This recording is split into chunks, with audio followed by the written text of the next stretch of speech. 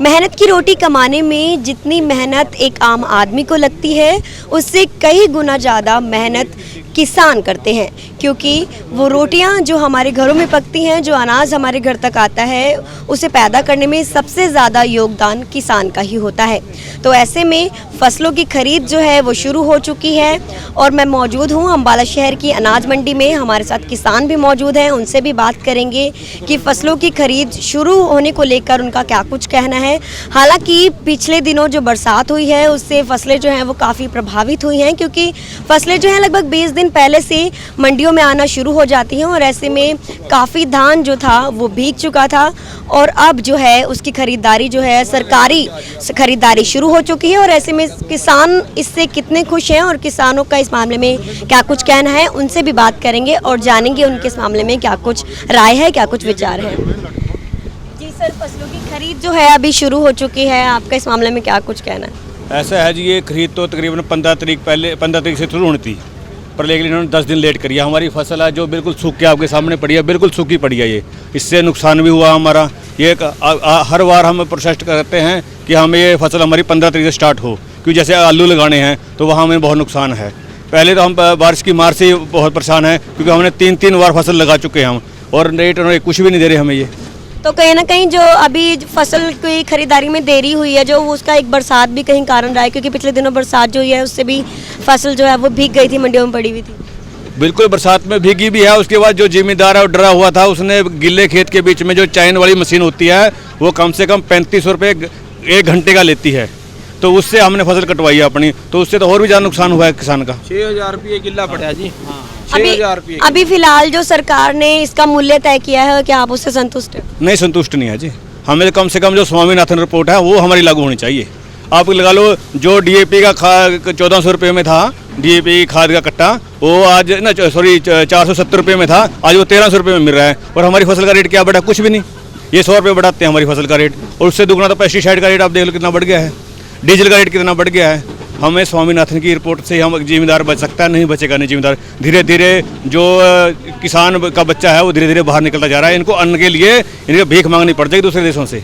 2 तरह के रेट जो है वो सरकार ने फिक्स किए हैं 2 फसलों के लिए, तो उसका क्या? उन्होंने 2183 किया, एक 2203 रुपये किया है। इसमें कुछ भी नहीं होता जी। 3 बार फसल लगाई है जी, 4000 से लेकर 5000 तक एक लेबर ने 1 किले का लिया है जी।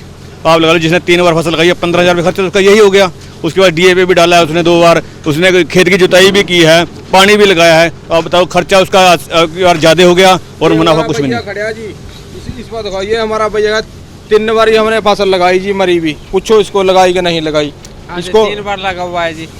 तो मतलब कहीं ना कहीं आप लोगों का कहना है कि जो मजदूर लगाए हैं उनका भी खर्चा भी ठीक से नहीं निकल पा रहा है उसमें। 15,000 रुपये तो लेबर का ही खर्चा हो गया जी। 4,000 से लेकर 5,000 तक लेबर ने खर्च। क्यों?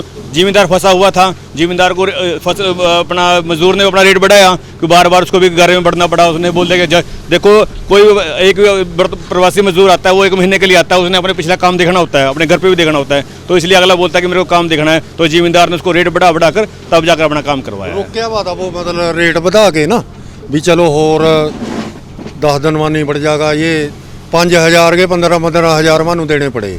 तो कहीं ना कहीं अभी आप लोग ना खुश हैं, मतलब पूरे संतुष्ट नहीं है। इस फसल में क्या बना जी, इतने पैसे में तो कुछ नहीं बनता।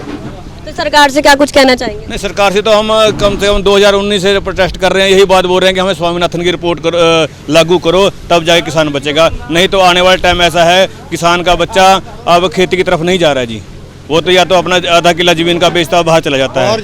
किसानों की कॉल ये भी थी कि कहीं ना कहीं अगर अभी खरीदारी में देरी होती है तो वो धरना भी देंगे, प्रोटेस्ट। कोई भी फसल है हमें धरना प्रदर्शन करके ही बेचनी पड़ रही है। 2014 से लेकर अब तक हमें कोई भी फसल बेची है तो हमने धरना प्रदर्शन करके बेची है, डंडे खाकर बेची है। हमें ये नहीं है कि हमने फसल बेच ली, फसल कटाई का टाइम आ गया। पहले होता था कि फसल कटाई का टाइम हुआ तो जिम्मेदार को खुशी होती थी कि 2 पैसे आएंगे, हमें सोच पड़ जाती है कि यार फसल बिकेगी नहीं बिकेगी, यहाँ तक की नौबत आई। लेकिन अब इसका बिल्कुल विपरीत होने लगा। बिल्कुल विपरीत हो रहा है, यानी कि अब बच्चों की फीस भी भरनी होती है। अब इन्हें फसल गिरवा ली है जी, अब देखते हैं पैसे कितने दिन के बाद आते हैं। आज फसल गिरी आपके सामने, अब ये नहीं पता हफ्ते में पैसे आएंगे, 10 दिन में पैसे आएंगे। जो लेबर लगी हुई है वो तो शाम को पैसे मांगती है। तो हमारे से नकद मॉइस्चर देखेंगे, सूखी जीरी में देखो आप, मैं दिखाऊंगा आपको, यहाँ पर आओ, देखो सूखी जीरी में मॉइस्चर लगाएंगे। अभी बोल रहे हैं इसमें मॉइस्चर है, अभी इसमें बोलेंगे मॉइस्चर है इसमें। बताओ 10 दिन लेट करने के कारण हमारा जो पैदावार है वो भी कम हुई है, और इससे जो नीचे गिर गई उसमें जो मशीन वाला है, कंबाइन वाला है, उसने भी दुगना रेट लिया है। जो मशीन वाला है उसने भी दुगना रेट लिया है हमारे से, गिरी हुई। कहीं ना कहीं फसल जो है अब बिकने के लिए पूरी तैयार है, तो सरकार की तरफ से जो है कि अब खरीदी जाए फसल। 15 दिन कम से कम लेट शुरू हुई है खरीद। अगर 15 दिन पहले जो होती तो किसानों को कुछ ना कुछ थोड़ा फायदा हो जाता।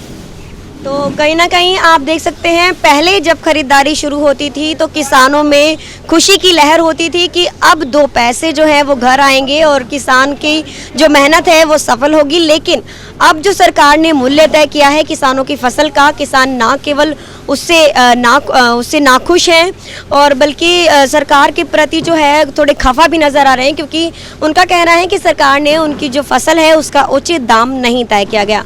अब देखने वाली बात ये रहेगी कि इनकी फसल जो अब मंडी में आ चुकी है उसे सरकार कब तक अच्छे से खरीदती है और क्या कुछ इनको मूल्य देती है। ऐसी हर खबर देखने के लिए बने रहे हमारे साथ, देखते रहें अम्बाला न्यूज़ अपडेट्स।